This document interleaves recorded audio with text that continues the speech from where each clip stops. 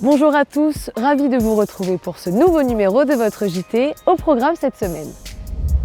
Début février et jusqu'à fin mars, les amphibiens entament leur migration de la forêt vers l'étang d'Ursine pour s'y reproduire. La rue Morte-Bouteille est donc fermée à la circulation et attention où vous mettez les pieds. Le carnaval de Venise s'invite dans le hall de la mairie avec une exposition photo réalisée par Thierry Liard, ancien président du photoclub de Vélizy pendant 3 décennies. C'est à découvrir dans quelques instants. Puis direction l'école Fronval où des passionnés d'artisanat d'art se retrouvent autant que possible pour créer. Enfin, mercredi 16 février a eu lieu le premier conseil municipal de l'année 2022 au programme Plan Handicap pour la ville de Vélizy. C'est ce que nous verrons en fin de JT. Depuis lundi 14 février, vous pouvez admirer dans le hall de la mairie les œuvres de Thierry Liard, photographe passionné qui suit le carnaval de Venise depuis 2006. Allez faire un tour, vous ne serez pas déçus. Venise et ses costumes ont investi le hall de la mairie avec une nouvelle exposition photo. À l'origine de ces clichés, Thierry Liard, ancien président du photoclub et passionné de photos, raconte le carnaval de Venise et ses traditions masquées qu'il suit depuis 16 ans. Ça fait longtemps que je suis les masqués vénitiens, aussi bien à Venise qu'en France ou en Belgique. Donc je voulais représenter une exposition sur le thème des masques vénitiens. Et pour ça, j'ai préféré sortir des sentiers battus pour les présenter sous forme de peinture plutôt que d'avoir les photos d'origine. À partir de photos d'origine, il a retravaillé les couleurs et les textures en accentuant les contrastes pour donner à ces clichés l'aspect de peinture aux couleurs acides des bandes dessinées. La costumée s'appelle Florine. Elle était à la tête d'un groupe de costumés à faire des manifestations en France et en Belgique et évidemment à Venise. Cette photo est une des premières photos que j'ai faites à Venise en 2007 et j'ai voulu la garder pour lui rendre hommage. Masques, costumes et quelques paysages, l'exposition Masques vénitiens de Thierry Liard est à retrouver à la mairie jusqu'au 31 mars pour le plus grand plaisir de vos yeux. Thérèse Hachmi-Amani, retraitée d'une brillante carrière de pharmacienne, a pris en 2016 la présidence du club de loisirs et d'artisanat vélizien. Et après avoir fait le tour de l'hémoglobine, elle se consacre à présent aux hémos sur cuivre, une technique qui consiste à déposer de la poudre de verre colorée avec des oxydes métalliques sur un support en cuivre, passer le tout dans un four à 800 degrés pour que les hémos adhèrent, démonstration avec la fabrication d'un bijou. Je suis une manuelle, j'aime bien faire des choses de mes mains, donc je sais pas, c'est une satisfaction de prendre quelque chose, de le transformer et d'obtenir ce que je veux avec. Je suis donc présidente depuis 2016 de cette association qui comporte une vingtaine de membres. Art et artisanat vélizien, c'est un groupe de personnes qui se réunissent pour précisément faire de l'artisanat, des activités artistiques. Je suis venue dans cette association parce que j'avais commencé à la retraite, donc je me suis mis à la peinture. Et tant que je peux tenir le pinceau, je vais en faire. Et voilà. On fait essentiellement de la peinture sur porcelaine. Alors de nombreux objets, comme vous pouvez l'imaginer, aussi bien des vases, des assiettes, des mugs, tout ce que vous avez en porcelaine. On fait de la peinture sur soie, là aussi foulard, coussin, abat-jour, des hémos sur cuivre, c'est essentiellement des petits bijoux, des petits objets, des boîtes à pilules, etc. Nous n'avons pas de professeur, le principe de base, ceux qui savent montrent à ceux qui ne savent pas, on fait ce qu'on veut.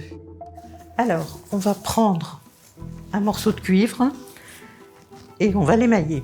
Donc d'abord un petit coup de papier de verre très fin. Ensuite, on lui fait prendre un bain dans une solution de vinaigre et de gros sel qui va décaper un peu. Ensuite, on le rince. Alors dans de l'eau. Un petit coup de rinçage et on l'essuie. Une fois que c'est nettoyé, on va appliquer la première couche d'émail qui va faire la couche de fond. Alors on a ce produit que j'appelle de la colle, mais c'est pas de la colle, c'est un adhésif pour la poudre d'émail. Et bien du noir en poudre. J'applique un peu de colle émail sur mon cuivre. Il ne faut surtout pas que ça fasse des bulles, sinon ça fait des trous dans l'émail. Donc je prends la poudre d'émail et je vais saupoudrer sur la pièce de cuivre.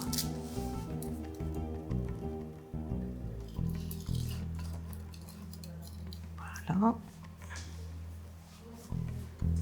Et la cuisson est très rapide. Le four est très chaud, comme vous pouvez le constater. Voilà, il commence à se liquéfier. Et hop. Donc là, il est rouge.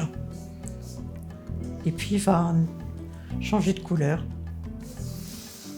On va rajouter des petits tas de peinture de couleur, du rouge et puis quoi? Du jaune.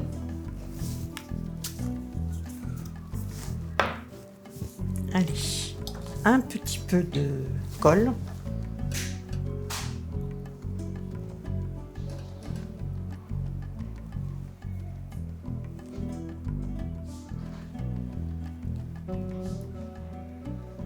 Donc dans le four, la poudre va fondre, se liquéfier et avec le pic, on va la promener un petit peu partout, sans savoir trop ce qu'on fait.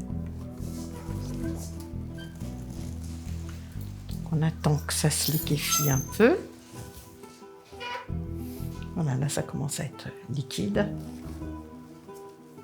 Et je vais balader mon pic sur toutes les...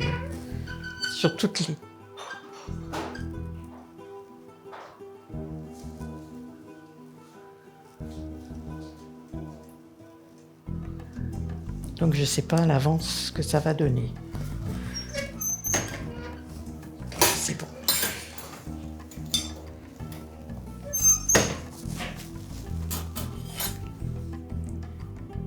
Il faut que ça refroidisse.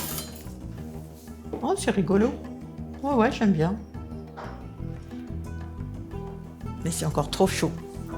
Voilà, on va le mettre sur du blanc. Alors là, comme on n'a pas fait de contre-émaillage, il va falloir nettoyer l'envers et le vernir. Et puis, une fois nettoyé, on met une bellière et voilà. Il est fini.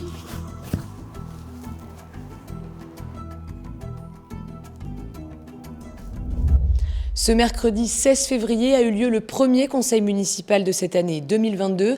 Un conseil municipal mouvementé et fort en rebondissement qui a commencé en dehors de la mairie avec une protestation de la part des opposants au projet du Mail. Ils ont fait circuler depuis plusieurs mois une pétition qui s'oppose à la rénovation du Mail. Une pétition qui a été signée par plus de 400 personnes. On écoute tout de suite Hugues Orsolin, Vélizy, écologiste et solidaire. Effectivement, beaucoup de Vélisiens se sont élevés contre le manque de concertation sur le projet du Mail. Et faute d'écoute de la part de la mairie, ils sont venus jusqu'à la mairie remettre une pétition au maire. Donc il y avait plus de 450 pétitionnaires. Et malgré ce geste et malgré le déplacement de toutes ces personnes sous la pluie et le bruit qui a été fait autour de la mairie, monsieur le maire n'a pas daigné de dire un mot de ce sujet au conseil municipal, alors que c'était le thème qui intéressait les Vélisiens qui étaient venus se déplacer. À côté de ce sujet, d'autres projets ont été abordés en cette soirée du 16 février, à commencer par une idée innovante, une nouveauté sur le territoire, c'est la cooptation des recrutements. On écoute tout de suite Joanne Le Danseur, adjointe au maire, chargée des affaires et des ressources humaines et en charge de ce projet. Le constat, ça a été de partir tout simplement des grandes difficultés de recrutement qui existent actuellement dans la fonction publique. L'idée est toute simple, c'est celle de permettre à un agent de recommander une personne de son entourage, qu'elle soit de son entourage personnel ou professionnel, un ancien collègue, un de ses amis, en tout cas quelqu'un en qui il a confiance. L'idée est que ces possibles futurs cooptés voient présenter leur candidature au niveau des ressources humaines de la ville. L'idée n'est pas de les faire passer en priorité, mais bien de mettre en valeur nos postes vis-à-vis de futurs cooptés. Autre sujet qui a été abordé lors de cette soirée municipale, c'est le stationnement sur les bateaux au niveau du Clos. Un habitant du Clos a fait passer une lettre pour se plaindre des gens qui stationnaient devant son garage. On écoute tout de suite Ambrosa Duvar, représentant de l'opposition.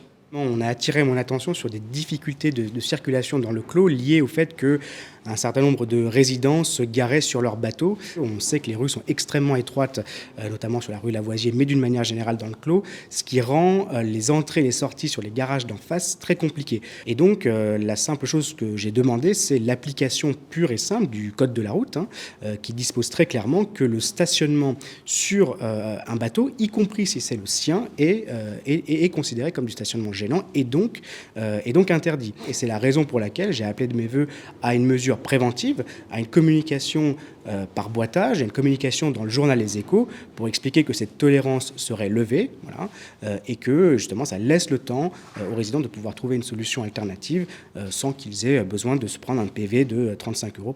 Et pour terminer, un sujet, et pas des moindres, c'est le plan handicap pour les années 2022 à 2025 qui a été voté ce soir à l'unanimité. On écoute tout de suite le maire de la ville, Pascal Thévenot.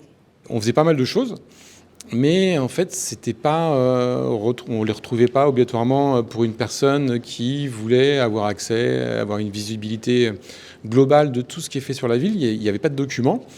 Donc ça sert déjà à pouvoir recenser tout ce qui peut être fait sur la ville, mais aussi bien en accessibilité quand vous êtes sur la voirie, mais avec nos engagements sur la formation du personnel, sur l'accompagnement des usagers. Et ça sert aussi à se projeter sur l'avenir. C'est-à-dire que là, on a aussi c'est notre feuille de route pour les prochaines années et pour voir toutes les actions qu'on doit mener pour encore améliorer les choses. La volonté de toute l'équipe municipale, c'est vraiment qu'on arrive à ce que toute personne puisse décider de sa vie sur la ville, aussi bien au niveau des services, de ses déplacements, de ses activités, de son quotidien, et soit aussi confronté à des gens qui savent prendre en charge en fait, son handicap, mais de manière transparente. Une soirée municipale pleine de rebondissements et de débats. Prochain rendez-vous le 13 avril. Votre JT touche maintenant à sa fin. Partagez et likez cette vidéo. Je vous donne rendez-vous la semaine prochaine.